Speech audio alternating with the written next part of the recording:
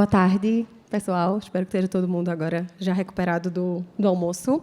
Eu sou Renata, Head de Advocacy aqui na Endeavor, e vou ter o prazer de moderar essa discussão a partir de agora, que eu acho que vai ser intensa e inspiradora. Hoje a gente ouviu, ao longo do dia, que o tema do Scale Up Summit é o que vem a seguir, e nada melhor do que esse trio aqui para contar para a gente o que é que vem a seguir nesse mundo de empresas insurgentes, quais são os desafios de construir um negócio que presta serviços de uma forma diferente, fazendo disrupção nas indústrias. Então, vai ser uma discussão interessante. Eu tenho aqui, ao meu lado hoje, João Costa, fundador da Cove, Lucas Prado, cofundador da Pier, e Marcelo Abrita, cofundador da Boozer. Lembrando que essas 3 empresas estão sendo aceleradas pela Endeavor no nosso programa Scale Up Tech, o jabá aí para os meninos do nosso programa de aceleração. Mais um lembrete antes de a gente começar a conversa. Isso aqui é, de fato, uma discussão aberta. Então, participem na plateia, mandando perguntas, e também para quem está nos assistindo na transmissão online, vai ser muito bom ouvir as dúvidas que vocês têm. Vamos começar? Ótimo. Então, eu queria que vocês começassem contando um pouco do negócio, contando da história, mas abordando especialmente essa questão de romper o status quo, dessa insatisfação com o modelo vigente e com a forma como os negócios funcionam, e aí, nesse cenário, como surgiu Cove, Boozer e Pier. Podem começar em ordem. Tá bom. Oi, pessoal, tudo bem? Bom, então, eu sou o João, sou co-founder da Cove. A Cove surgiu, basicamente, de uma ideia de melhorar a vida do motorista de aplicativo. Tá? Vocês acompanharam as brigas de táxi, Uber, 99, e a vida do motorista de aplicativo ela é muito difícil, porque o motorista ele trabalha basicamente 12 horas por dia, 6 dias por semana, e o custo dele de trabalhar ele é muito alto, né? Porque ele tem que pagar o aluguel do carro, ele tem que pagar o carro em si, tem que pagar a gasolina e tem muitos gastos. Então, a gente criou a Cove justamente para promover e proporcionar acesso muito fácil a essa ferramenta de trabalho para o motorista de aplicativo, que é o carro. Tá? Só para vocês terem uma ideia, em média 40% ou 50% dos motoristas não conseguem trabalhar porque eles não têm acesso a veículo, porque no Brasil o financiamento é caro, o aluguel é caro, a manutenção do carro, todo o seguro é caro. Então, a gente criou a Cove justamente para resolver esse tipo de problema. É isso aí. Oi, pessoal. Boa tarde, eu sou o Lucas, sou um dos fundadores da Pier. Queria agradecer o convite do pessoal da Endeavor, sempre um prazer estar falando de empreendedor para empreendedor. A Pier é um seguro que funciona quando você precisa. A gente começou a empresa muito olhando um contexto de uma relação muito desgastada entre segurador e segurado. E o grande problema do seguro é existe muita fraude no seguro. E o mercado acabava tendo uma certa burocracia para controlar essa fraude, isso acabava gerando uma experiência ruim para os clientes, uma relação desgastada. Segundo era que é uma cadeia que ela é pouco verticalizada, então você acaba tendo pessoas entre segurados e seguradoras, é uma cadeia que depende de corretores e tudo mais, e isso acaba dificultando ainda mais essa relação da seguradora com o segurado, né? Você conhecer melhor o seu cliente, ter uma relação mais direta com ele. E aí aconteceu um negócio muito engraçado, porque a pessoa que vai contratar uma seguradora para se proteger de um risco, ela fica com medo, o risco está com ela de não receber o seguro dela quando ela mais precisar daquele seguro. E a Pia ela nasce muito nesse contexto. Como é que a gente consegue trazer mais leveza aí para essa indústria e ajudar, de fato, as pessoas quando elas mais precisam com um seguro que você pode confiar nele? Boa tarde, meu nome é Marcelo, sou cofundador da Boozer. Alguém já conhece a Boozer? Tá fraco aqui. Quero saber quem conhece a Pia aí também agora. Pô. Alguém conhece a Cove? Aê! Pô, ganhei. Tem o fã lá no A Boozer é um aplicativo semelhante ao Uber, porém na viagem rodoviária. O problema que a gente resolve é a falta de alternativas que as pessoas têm na hora de viajar de uma cidade para outra. Quase todas as viagens são oferecidas por apenas uma empresa. Quando só tem uma empresa atuando em qualquer mercado, o preço sobe descontroladamente. É comum uma viagem de ônibus custar menos que uma viagem de avião. Isso é completamente inaceitável, porque um avião custa 100 milhões de dólares e um ônibus custa 1 milhão de reais. A forma que a gente faz isso é inverter a lógica de contratação do serviço. Ao invés das pessoas irem para a rodoviária comprar passagem com a empresa que está lá, As pessoas chegam na Buser, dentro da Buser elas encontram 30, 40 pessoas que querem fazer a mesma viagem e a gente ajuda esse grupo que se formou na plataforma a alugar um ônibus e dividir o preço do aluguel. Fazendo essa coisa simples, a gente passa a acessar 50, 60 empresas ao invés de uma só, e tem 2 efeitos. Um é a competição entre as empresas, e 2 é um efeito meio que de compra coletiva, porque são 50 pessoas contratando o serviço e não uma só. E aí o preço da viagem cai em média 50%, em alguns casos 65%. Então é meio que Uber do ônibus, o mesmo ônibus pela metade do preço, ou pelo mesmo preço, um serviço muito melhor. Legal. Acho que agora, entrando em mais detalhe, seria bom ouvir de vocês quais são pilares e paradigmas do negócio de vocês que propõem alternativa aos modelos que já existem.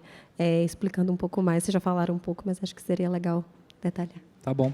Bom, assim, a principal diferença da Cove é que hoje a Cove proporciona um aluguel para o motorista semanal, né? Então, o motorista, ao invés de pagar o mês inteiro para uma empresa de aluguel de carros, ele tem que gastar lá R$ 2.700, né, somando o valor do aluguel e o valor do calção, ele simplesmente paga para a gente hoje um valor que é a primeira semana dele e um pequeno calção lá, que é só para pagar umas despesas dele. Então, essa inversão de lógica, então, quando a gente muda o modelo de cobrança para o motorista, a gente reduz muito a barreira de entrada do motorista no mercado de trabalho, né? E na primeira semana ele já consegue trabalhar e ganhar dinheiro para pagar esse primeiro investimento dele, né? Imagina que ele não precisa mais investir R$ 2.700, ele investe só R$ 1.000, ele já consegue trabalhar, nem isso até.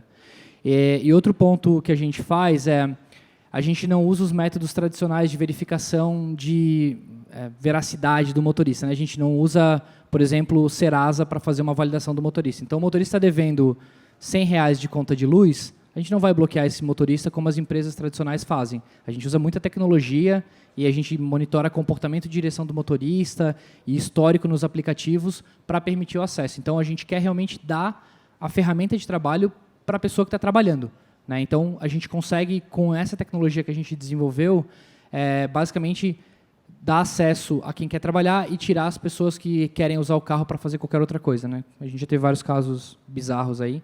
Então, a gente consegue direcionar realmente e ajudar as pessoas que a gente consegue ajudar. Eu vou explicar com um pouco mais de detalhe agora, que como poucas pessoas falaram que conhecem a Pia, é uma boa oportunidade para eu explicar a Pia. O nosso negócio, ele, na linha, né, dessa relação desgastada entre segurado e seguradora e até essa inversão, né, a pessoa ficar com medo de contratar o seguro e quando ela deveria não ter medo, a gente construiu o nosso negócio com 3 grandes pilares. Assim. O primeiro era, vamos alinhar os interesses das duas partes. Hoje, uma pessoa, quando vai contratar um seguro, ela pode pensar que, se a seguradora não pagar o reembolso dela, a indenização dela, ela está ganhando mais dinheiro com o dinheiro das pessoas. Então, a primeira coisa que a gente quis fazer foi ter uma taxa fixa sobre o seguro. Então, o faturamento da Pia ele vem de uma taxa fixa. A gente não consegue, de maneira alguma, a gente não tem esse incentivo que o modelo de negócio da indústria ele acaba tendo. O segundo ponto para a gente que era muito importante era como é que a gente consegue ter uma relação mais direta com o nosso consumidor. Como é que a gente consegue estar mais próximo dele. E a gente foi numa linha de verticalização mesmo da experiência. Como a gente consegue colocar o nosso consumidor no centro ali. Então, a Pia ela se preocupa desde do produto em si, de construir esse produto, quanto de distribuir, né, o seguro. Então, a gente acaba falando diretamente com nossos clientes, né? Nós chamamos nossos clientes de membros, que é o terceiro aspecto do nosso negócio. O seguro, a origem dele vem de uma natureza um pouco comunitária, né? As primeiras seguradoras tinham uma ótica muito forte de comunidade. E a gente construiu a Pier com essa ótica de comunidade também. Então, hoje, para você participar da Pier, para contratar o seu seguro com a gente, que hoje a gente está trabalhando basicamente com smartphones, você precisa ser aceito pela comunidade. E essa aceitação, muito parecida talvez com o que a Cove faz, a gente não leva em consideração só o CPF. Basicamente, é uma correspondência do perfil digital dessa pessoa com o perfil digital dessa comunidade. Então, essa semelhança pode fazer que a pessoa seja ou não aprovada para proteger o seu smartphone com a gente. Esse modelo, a gente já tem mais de 40 mil pedidos de convite de pessoas querendo participar da Pia. E aí é muito, talvez, a relação de insurgente e incumbente, né? Não dava para a gente bater de frente com o produto atual das seguradoras. E aí não é nem uma questão de bater de frente, a gente nem tem tanto essa visão de querer bater de frente com as seguradoras e tudo mais. Mas o problema é que a indústria hoje, a maneira como ela resolve essa questão da experiência, da fraude, acaba perdendo muito em experiência. Então, essa relação desgasta muito. Então, o que a Pia fez como é que a gente consegue entregar isso, né, não ter fraudes e ter uma experiência legal. E a gente resolve isso através da tecnologia. Então, a tecnologia permite que a gente consiga pagar um reembolso em 5 minutos, como nós já pagamos, aceitar uma pessoa num processo de contratação que dura menos de 3 minutos e não sofrer tanto com as fraudes. Obviamente, a gente tem fraude, como toda seguradora tem, porque o grande problema do seguro é a fraude, e é por isso que a indústria é tão desgastada. Mas, aí falando como insurgente, né, acho muito difícil a gente jogar o mesmo playbook, né, que os grandes players eles jogam por uma questão de dinheiro, até de capacidade de capital, a gente vai perder. Né? Então, o produto da Pia, a gente focou muito em ter um produto que cobria muita coisa, que fosse transparente, tivesse essa experiência boa, né, para entregar essa visão que a gente tem de querer ajudar as pessoas no momento que elas mais precisam, que elas estão fragilizadas. Quando elas perderam um carro, enfim, tiveram o celular roubado e tudo mais. A Buser é muito simples, é o mesmo ônibus pela metade do preço. É isso que a gente comunica para o mercado, o mesmo ônibus pela metade do preço, isso se vende sozinho. Eu acho que o diferencial que a gente teve quando a gente começou foi assumir o risco de brigar contra o sistema e falar, olha, se existe a possibilidade do ônibus custar a metade do preço, ele tem que custar a metade do preço. E se vocês querem brigar comigo, let's do it. E o colega ali falou que demorou 2 anos para receber o primeiro processo. A gente demorou 500 metros. A primeira viagem, no primeiro dia, embarcou, andou 500 metros e veio a polícia, prendeu. Eu lembro que eu tinha combinado de investir com meu sócio, né, bem startup, bootstrap, vamos investir R$10 mil no projeto. Nesse primeiro dia, éramos 2, né, gastamos 30 mil, perdemos tudo que a gente tinha colocado e mais 10. E fomos falar com investidores, o projeto estava proibido. A primeira frase que eu falo em toda vez que eu converso com o investidor é, olha, vai ter questionamentos semelhantes ao que o Uber teve na disputa contra o táxi. Só que eu acho que tem um ambiente de apoio a isso no Brasil. Acho que as pessoas estão cansadas desses modelos. A gente vê muita evolução acontecendo nas fintechs, seguradoras, uma mistura de startups atacando e incumbentes se movimentando, mas no ônibus ainda não acontecia nada. E existe um ambiente que está apostando que está na hora de mudar. E a diferença que a gente teve foi peitar de frente esse desafio. Que existe um risco, né, em você ir para o lado da briga ou ir para o lado da vamos tentar melhorar o sistema atual. A nossa leitura era que era impossível melhorar o sistema atual, era preciso recomeçar, e compramos essa briga. Foi esse o caminho. E já pegando esse gancho, então, com segurança, acho que esse é o próximo tema que é bem importante a gente tratar aqui. Segurança é sempre um argumento dos incumbentes em relação aos insurgentes, para tentar, enfim, mantê-los afastados do mercado. Como é que vocês endereçam essa questão da segurança para os usuários do serviço? Bom, hoje o que a gente faz muito a gente tem uma estrutura hoje que suporta o motorista. Então, o motorista, quando aluga um carro com a gente, ele não só ele recebe a ferramenta de trabalho, como ele também recebe uma estrutura inteira que ajuda ele no dia a dia. Então, a gente tem equipe de segurança 24 horas, com equipe de socorro e resgate, que ajuda ele nesse processo.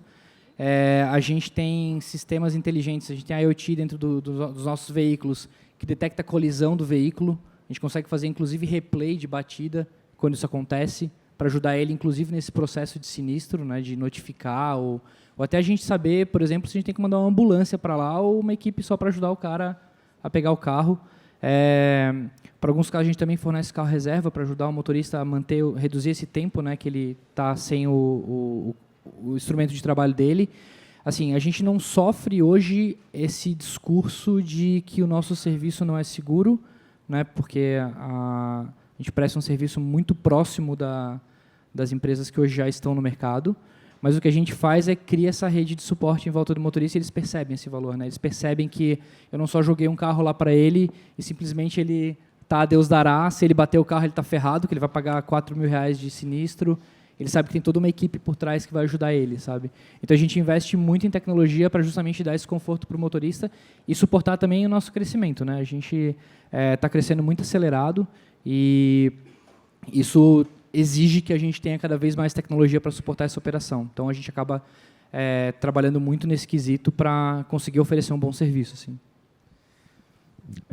A palavra segurança, ela parece um pouco seguro, né? Então, para a gente no começo foi bastante importante, porque a gente queria fazer a coisa assim certa desde o começo, exatamente porque como é regulado o negócio, né, no Brasil hoje, se você quiser abrir uma seguradora, você não pode abrir, assim, né, tem que passar um processo, tem uma autorização que tem que ser feita e tudo mais. E como o seguro, né, é algo que lida muito com a vida financeira das pessoas e tudo mais, essa questão da segurança é mega importante. Então a gente quis desde o começo tentar fazer a coisa do jeito certinho. E isso tem 2 anos atrás, mais ou menos, a SUSEP, né, que é o Banco Central dos Seguros, ela fica no Rio. Eu me lembro de pegar o carro assim 3 vezes, ir para o Rio com meus outros 2 sócios, fazer reuniões na SUSEP para apresentar o nosso projeto, para mostrar o que a gente queria fazer. E era muito engraçado, porque a gente sempre fazia reunião assim às 2 da tarde, porque era o tempo que dava a gente sair de São Paulo, de carro, chegar lá na SUSEP às 2 da tarde, fazer a reunião e voltar para São Paulo, porque era empresa começando, não tem tanta grana e tal. E a gente tentamos fazer um negócio bem by the books. O problema é que a gente não conseguiu. A gente não conseguiu abrir a seguradora por uma questão societária mesmo. Não foi nem uma questão de capital. A gente conseguiu o capital para conseguir dar entrada na seguradora. A gente queria abrir no começo uma seguradora de carro, porque hoje no mercado de danos no Brasil é o maior mercado. Só que aí a indústria a gente acabou não conseguindo abrir essa seguradora. E isso foi mais ou menos no ano de 2017. A gente ficou um ano inteiro estudando regulação. Eu lembro que eu ia com os advogados. Eles falavam, cara, se vocês fizerem assim, vocês vão ser presos. Não dá para fazer assim. Tem histórias de empreendedor que já passaram noite na cadeia no Brasil por causa de tentar abrir negócios que são regulados. E aí a gente falou, cara, como é que a gente consegue testar o nosso modelo, então? Para ver se isso tem tração até, para a gente ver se não vai perder um tempo aqui e tudo mais. E aí eu me lembro que a gente, no final do ano de 2017, a gente montou uma landing page onde a gente dizia que nós não éramos seguros. A gente queria testar o mercado, ver se as pessoas iam querer comprar a nossa proposta, que era digital, transparente, um produto descomplicado e um preço legal, obviamente. Acho que toda startup ela precisa trazer um benefício para o consumidor. Só que a gente tinha muito medo da gente ser preso, porque os advogados falaram, cara, vocês vão ser presos, vão ser presos. E aí a nossa landing page, na época estava, não sei se quem lembra, o Bitcoin estava subindo muito, tinha um negócio dos smart contracts, estava aquela febre. A nossa landing page era uma landing page que falava muito de tecnologia e falava muito pouco de seguro. Então era até difícil a pessoa entender o que a gente vendia, né? Porque através de tecnologia, com os smart contracts, a gente consegue resolver esse problema e tal.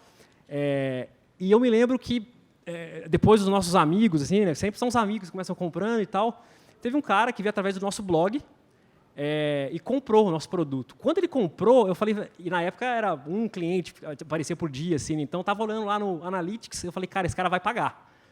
Quando ele pagou, eu falei, velho, esse cara é maluco, porque eu jamais passaria meu cartão no meu site. Eu falei, isso é fraude, velho.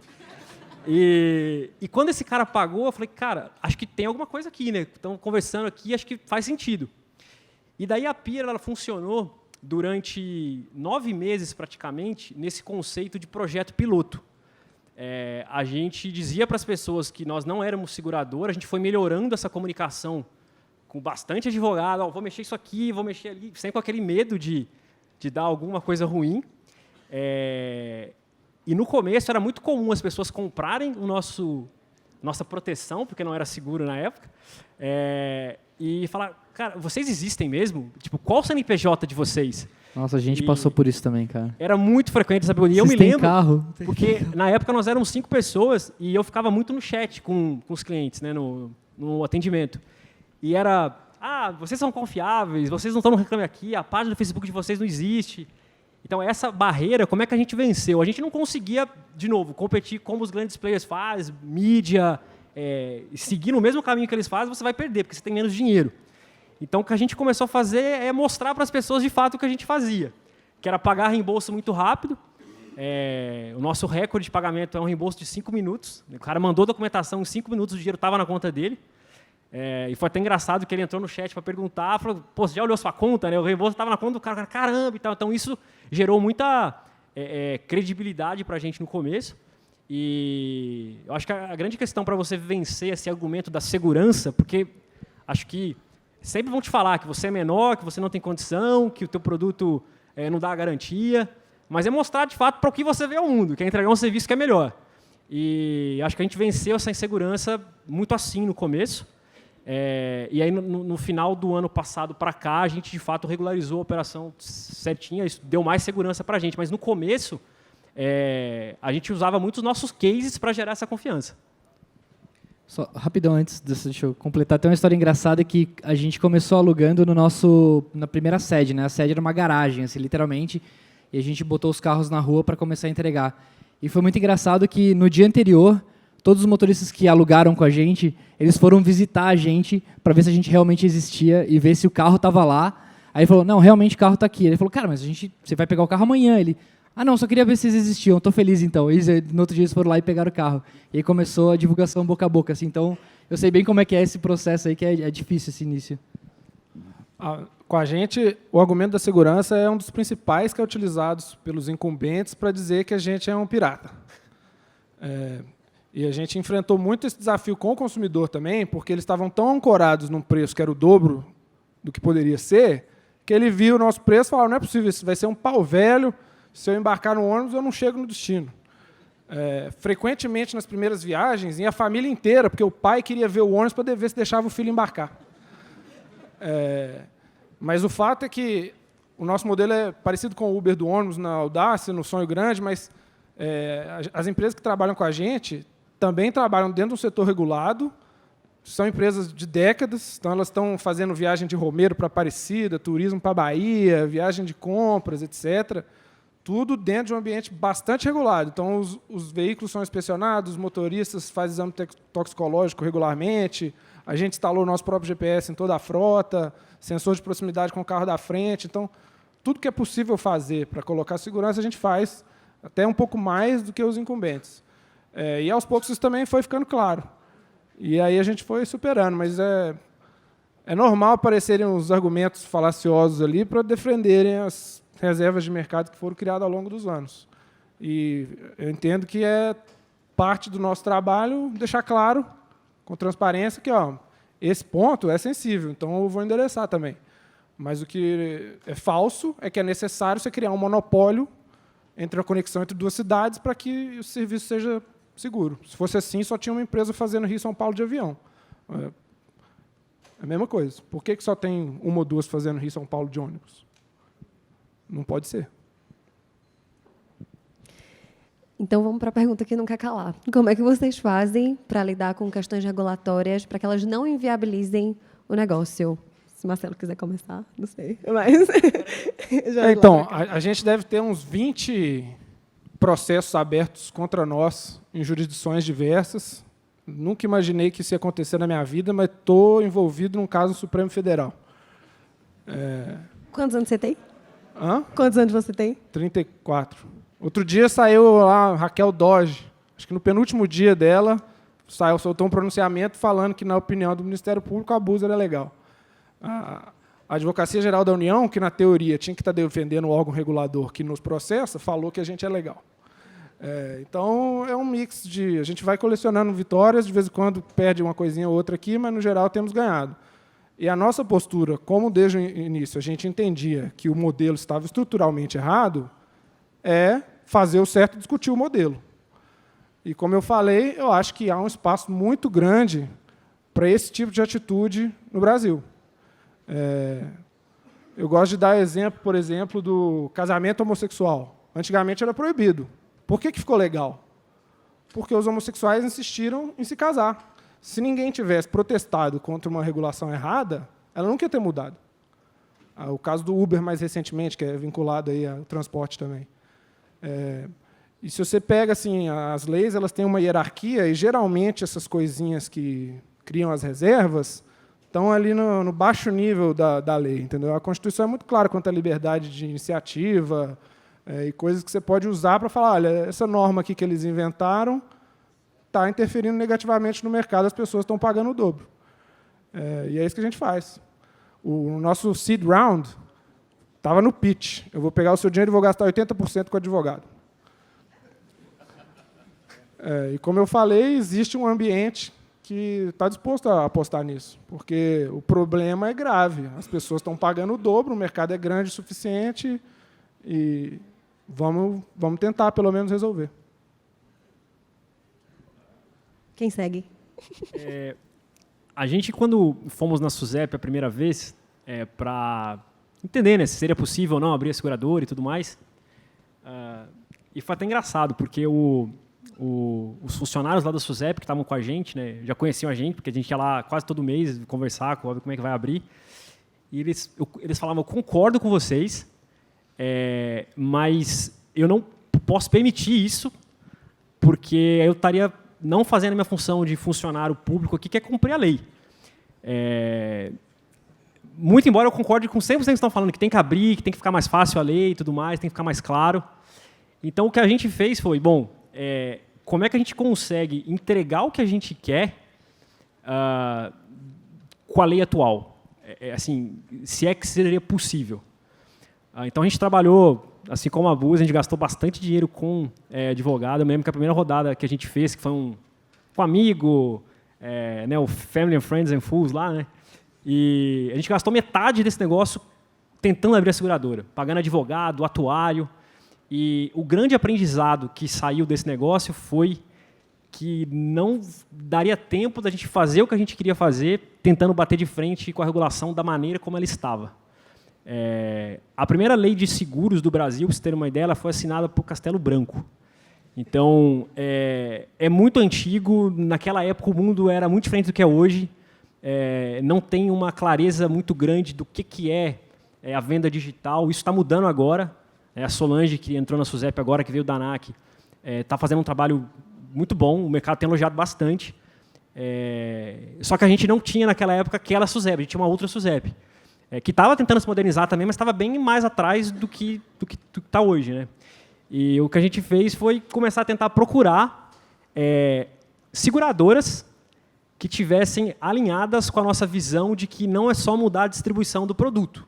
Tentar pegar o produto que está sendo vendido hoje e só levar ele para o online, a gente vai continuar com o problema da relação desgastada, do usuário comprar o seguro e não ter certeza de que vai receber aquilo, de pagar caro no custo de distribuição. Né? O custo de distribuição do seguro é muito caro hoje. Não sei se você tem noção, mas um seguro de carro, 20% do que você paga é comissão. Um seguro que você compra lá no varejo, qualquer varejista, né, uma telefonia, o que você paga ali 40% é comissão. Então, só que a gente não concordava com isso. A gente queria levar um produto que fosse mais barato para o consumidor, exatamente criando eficiência na cadeia. E a gente foi atrás de uma seguradora. E eu me lembro da gente falar com mais de 70 seguradoras, desde da menorzinha ali, que fatura 100 milhões no ano, até as gigantes, que faturam 10 bi no ano. E sempre era o discurso, não, você pode vender meu produto, você vira um canal de venda. Eu não sou um canal de venda, eu quero mudar um produto. E aí, depois de bastante tempo, a gente conseguiu achar alguém alinhado com a visão que a gente tinha, que, de fato, a gente precisa mudar a lógica como a indústria está se organizando para entregar o produto. Né? Até é engraçado que no nosso Facebook, às vezes, as pessoas comentam que, nossa, eu estou pagando, mas espero não usar. Né? Tipo, a pessoa paga um seguro, mas ela espera não usar. Então, a gente queria mostrar para as pessoas que o seguro também, você paga para estar protegido, né? Não só na hora que você está usando. Quando você está pagando, você está ali usando aquele negócio. E a gente queria levar muito disso para o produto também. E a gente teve que associar, né? A gente acabou se associando com uma seguradora que era alinhada com a gente de visão, né, de produto. Então, a gente lida com a regulação hoje de um jeito de tentar construir esse negócio, melhorar a indústria como um todo. Tanto é que hoje, a MP da Liberdade Econômica, que saiu agora recentemente, que já foi assinada pelo presidente, muito do que a PIA fez lá no começo, de projeto piloto, de ser uma comunidade fechada, que trata dessa MP, que é para permitir que as startups na área financeira elas possam tentar projetos inovadores, ela foi aprovada agora. Então, eu vejo que esse trabalho obviamente não foi só a gente, mas eu sinto que a gente, como empresa, contribuiu para essa discussão da regulação.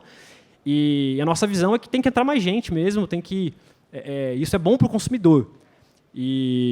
Então, a gente foi muito numa linha de tentar melhorar a regulação, de construir em conjunto com o órgão regulador, que, no nosso caso, foi bem disposto a dialogar. Animal. A nossa operação, apesar de não ser tão regulada quanto a deles, assim, a gente não tem um órgão que fica fiscalizando o tempo inteiro, a gente tem que lidar com a legislação de cada cidade, né? Então, cada cidade que a gente entra para operar, hoje a gente está só em São Paulo e Porto Alegre, mas cada cidade tem uma legislação específica do município falando, olha, nesse município, o carro que vai rodar aqui para trabalhar com o aplicativo, ele tem que ter a placa do município, ou ele não pode, ele tem que ter um cadastro específico em algum órgão aqui do município. Então, esse é o máximo que a gente lida hoje. O que a gente trabalha muito é diálogo. Assim, a gente tenta diálogo com a prefeitura, a gente ajuda o motorista a enviar essa documentação. Né? Um exemplo aqui de São Paulo, que o motorista aplicativo, quando ele vai trabalhar como motorista aplicativo, ele precisa mandar a informação dele como motorista e a informação do carro para a 99 e para a Uber, para eles registrarem essa informação no Departamento de Trânsito aqui de São Paulo. Então, a gente trabalha muito nesse processo de comunicação com o motorista, né? Que ele precisa fazer esse cadastro, porque senão o carro dele pode ser apreendido. E aí, quando um carro nosso é apreendido, a gente entra em contato com a prefeitura e faz esse trabalho de levar a documentação lá e tirar o carro. A gente não tem nenhum histórico assim, de processo, nada, até porque a gente tem 10 meses de operação. Mas a gente tenta muito esse diálogo e tenta muito reforçar a comunicação com o motorista. Né? Então, no fim do dia, o motorista fazendo o trabalho dele direitinho e mandando essa documentação, acaba não tendo problema nenhum. Eu entendo que existem forças, né, de táxi, de tudo quanto é coisa aí, para mudar ou que não querem mudar. Mas eu acho que assim, o mercado é muito grande, tem espaço para todo mundo. Né? Até o próprio mercado de locação, assim, tem as empresas grandes, mas também tem startups já como a Cove trabalhando nesse segmento e tem mercado para todo mundo. Assim, o mercado é muito, muito grande. Transporte, né, a Buzi sabe bem, transporte as pessoas precisam usar o tempo inteiro, as pessoas se locomovem o tempo inteiro de um lugar para o outro. Então, tem espaço para todo mundo. Então, é possível a gente conseguir operar. A gente gosta de uma abordagem mais harmônica, assim, né, com as partes, assim. Eu adoraria ter uma relação harmônica. Não depende muito de mim. E geograficamente, onde vocês estão atualmente, João? Hoje a gente está em São Paulo, na Grande São Paulo, né, em Porto Alegre também. A gente abriu a operação de Porto Alegre semana passada. Legal. E Pia? A gente, fisicamente, a gente está em São Paulo. Tá. Mas a gente opera o Brasil todo e a gente, desde o começo, tentou construir a empresa. A gente fala que a gente é uma empresa distribuída, né? Então, as pessoas da Pia trabalham de vários locais do Brasil e do mundo, assim, também. A gente contata a gente de vários locais. Nosso escritório físico está aqui em São Paulo, mas eu diria que 30% da empresa ela não está em São Paulo já.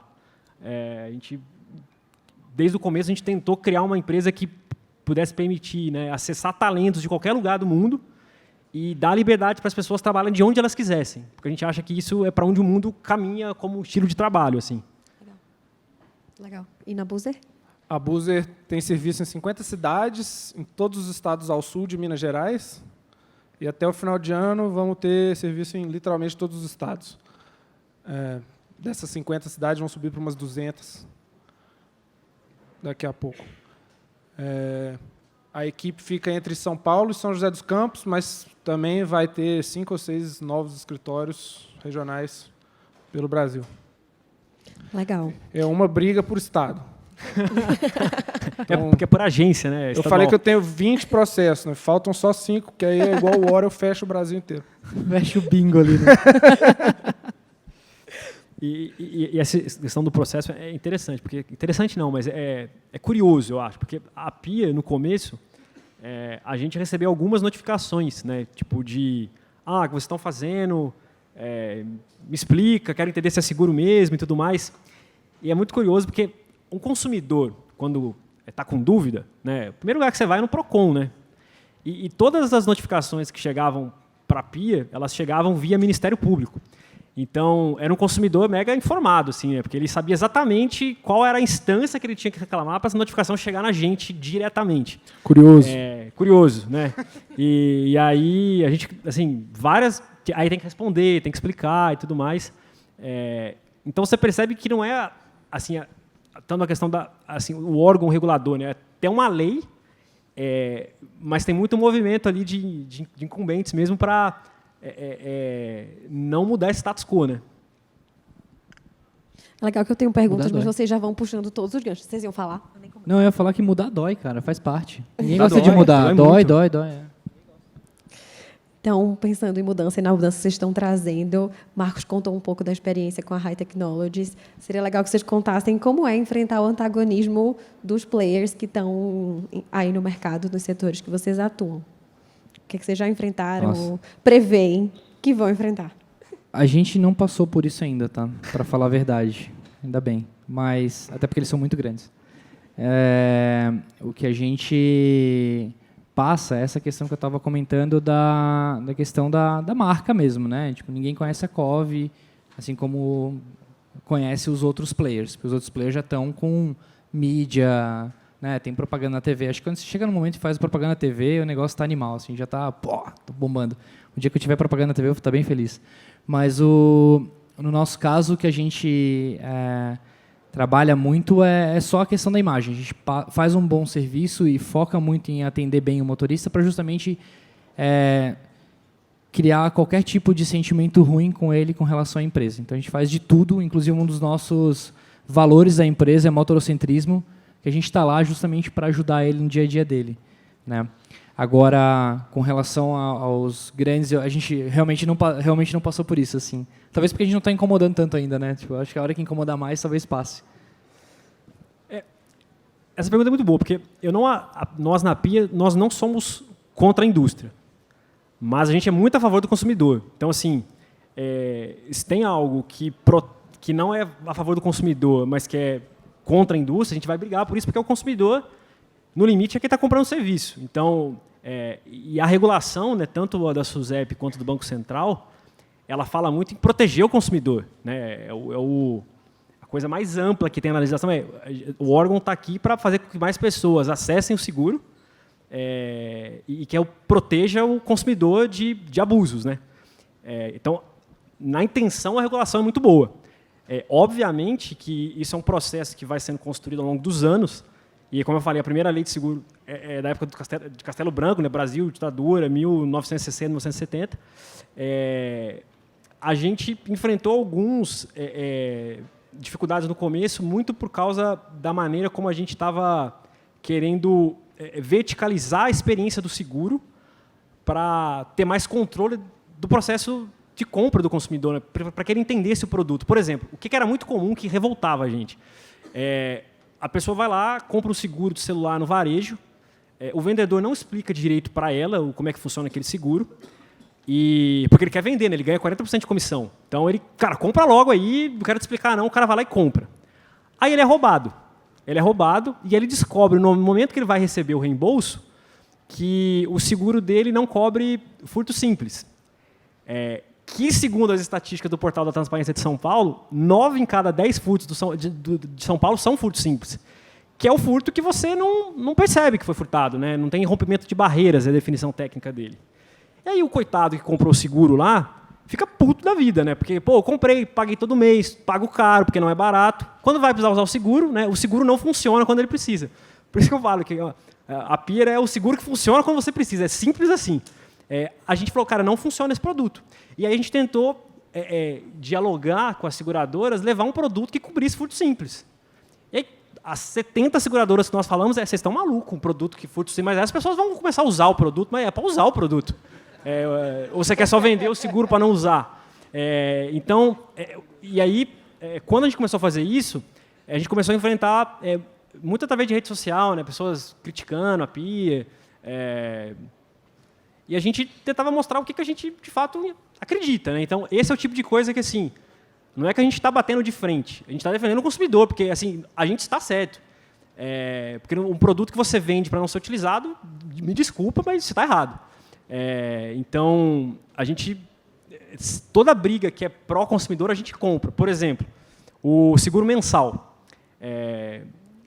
No começo, ninguém queria fazer seguro mensal.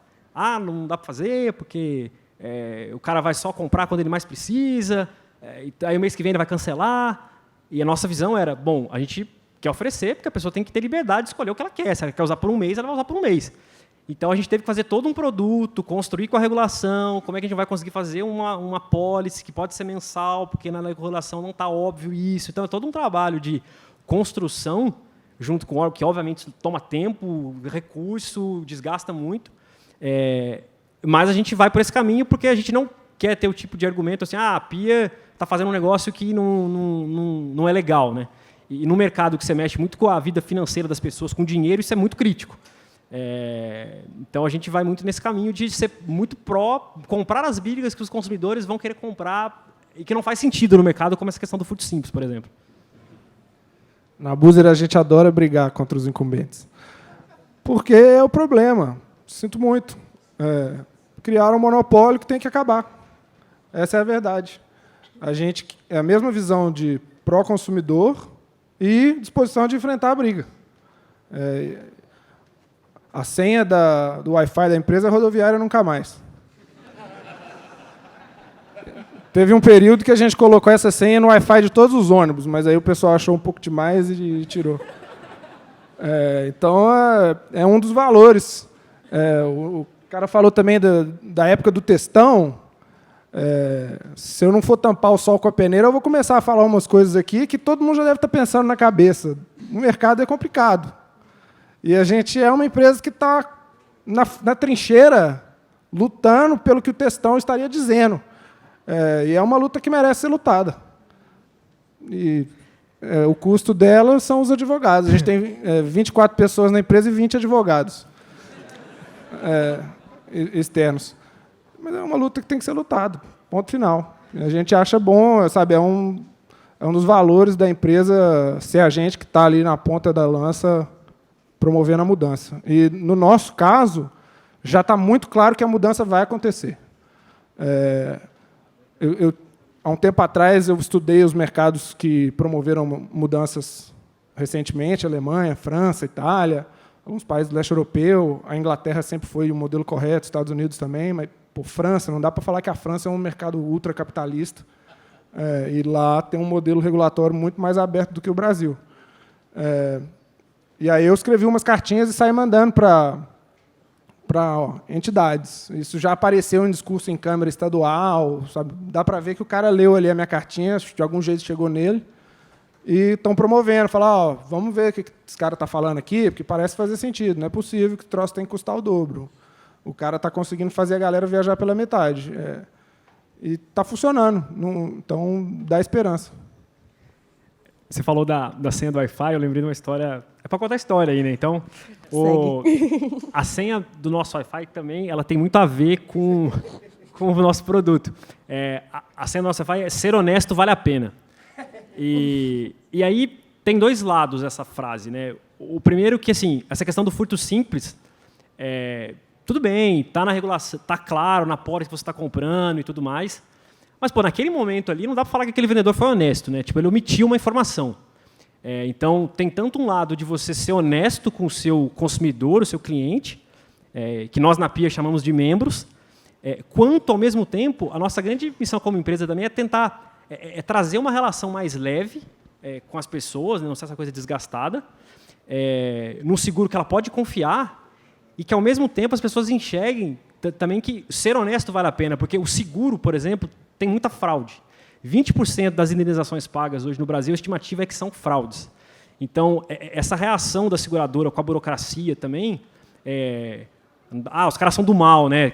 Não, tem um pouco dessa questão do produto que eu estou falando, que aí eu acho que é um pouco de falta a questão, vamos dizer, da honestidade, assim, mas é no processo de venda e tal que eu vou pensar. Mas também tem um lado do consumidor, né? Tem muita gente que não acha incomum. Por exemplo, ninguém sai de um restaurante sem pagar uma conta, assim, a pessoa fica com vergonha. Mas eu já vi em várias rodas de conversa, assim, algumas pessoas às vezes, eu bati o carro ali, mas quebrou só o para-choque, mas eu pedi para trocar o vidro também, já aproveitei e a seguradora trocou. Isso é uma fraude. E todo mundo paga por isso, né? Então, assim, na PIA a gente tem uma série de mecanismos de comportamentais, às vezes, para mostrar para as pessoas que vale a pena você ser honesto, né? Que, no limite, o seguro deveria ser só para proteger as pessoas contra danos, né? E nesse não teria roubo, não teria furto, não teria fraude, então seria um mundo onde o seguro seria mega barato, né? Porque o custo da fraude ele acaba voltando para o consumidor. A seguradora não vai ficar com aquela fraude, ela vai repassar. Então, muito do trabalho da PIA é como é que a gente consegue usar a tecnologia para fomentar a honestidade nos dois lados dessa relação, né? Tanto da seguradora com relação ao cliente, quanto do cliente com relação à seguradora. Então, eu vou dar um exemplo fácil de entender isso. Todos os nossos preços dos reembolsos, eles vão diminuindo ao longo do tempo. O que é isso? Você comprou um carro hoje, tirou o carro da loja, o carro já não vale mais o que você comprou, ele vale 20% a menos, tabela FIPE. No mercado de celular hoje, as seguradoras elas pagam o valor da nota fiscal. Então, o que acontece? Estou com um celular meio velho, quero fazer um dinheiro, eu falo que fui roubado, e a seguradora vai lá e me paga o valor da nota fiscal do aparelho que eu comprei há 3 anos atrás. Como é que a gente tentou resolver um pouco esse problema? A gente criou uma tabela que chama tabela PIP, né? Que é como se fosse a tabela FIP dos celulares. E aí, 2 vezes por ano, essa tabela é reajustada e o valor do preço vai diminuindo. Exatamente para você minimizar esse comportamento que pode levar as pessoas a terem um comportamento fraudulento, vamos pensar assim. Porque a fraude ela tem uma pressão social, tem uma pressão financeira, tem um medo de você ser pego. Então, tem toda uma matemática ali, psicológica, que vai dizer se você vai ou não fraudar. O que a gente tenta fazer é, com tecnologia, entender quais são esses pontos e tanto na entrada das pessoas na comunidade, quanto ao monitorar as pessoas que estão na comunidade, tentar pegar esses comportamentos.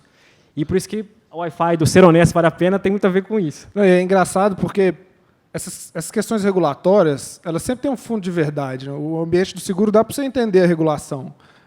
Eles querem que não tenha um cara lá vendendo seguro e na hora de vir os sinistros não ter dinheiro para pagar, que é uma preocupação honesta.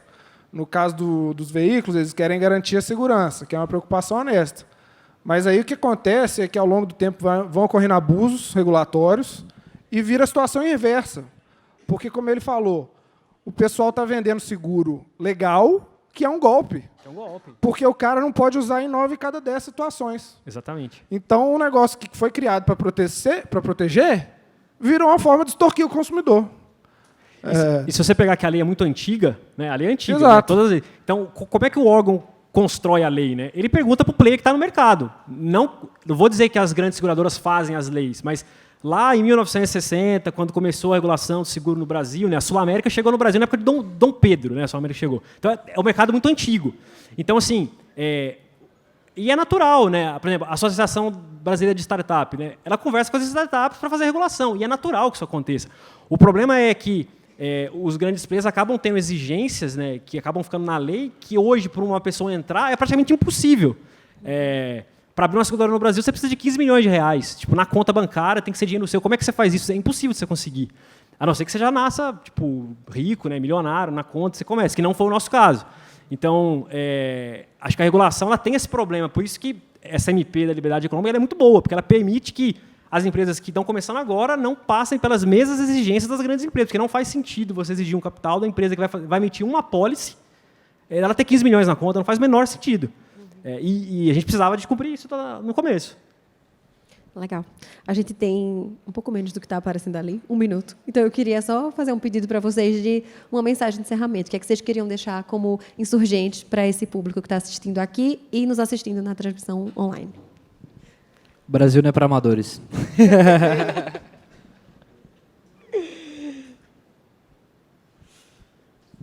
A mensagem que está final é, independente do negócio que você está, você tem que estar pró-consumidor, sabe? Se você tiver pró-consumidor, no final, você vai vencer a batalha, porque as empresas elas estão ali para atender bem o consumidor. Então, toda a dificuldade que você venha a ter, se você tiver pró-consumidor, você vai vencer. O meu é a mesma mensagem. Se você for pró-consumidor, você vai vencer. E quando eu conversei com o pai de um amigo meu, que é cirurgião cardíaco, e ele me falou que a primeira cirurgia cardíaca que deu certo foi feita ilegalmente. Porque o problema era que eles não conseguiam desligar a pessoa do coração dela e fazer a cirurgia e conseguir o coração voltar a funcionar depois. Aí todo mundo morria. Aí um cara teve a ideia muito louca de ligar a veia de um pai no corpo de um filho, e o coração do pai ia ficar bombeando sangue para os dois, e ele ia operar o filho e depois ligar de novo. E aí esse cara fez isso, esse troço deu certo, ele correu o risco de ser preso, deu sorte que o dono do hospital era um médico famoso, falou, faz, eu banco. Essa operação foi feita com umas 30 pessoas e dali surgiu a cirurgia que você conseguia, né, operar o coração do cara. E o cara fez, deu certo. As pessoas estão vivas aí até hoje. E se ninguém desafiar o status quo, ele nunca muda. E vamos desafiar, então, se você estiver do lado certo, vale a pena a briga. Eu acho que, só para fechar, acho que é importante assim, fazer o correto dar certo. Você ser certo, né, você fazer o bem, fazer a coisa do jeito certo e ajudando as pessoas, eu acho que não tem lei no mundo que vá contra o que é correto, assim, não tem como. O NPS da Búzios era 96. O animal, hein? Então, deixa lá. Pode brigar. Muito obrigada, João, Lucas e Marcelo, por essa discussão. Obrigada a todos. Espero que tenham gostado. Valeu, galera.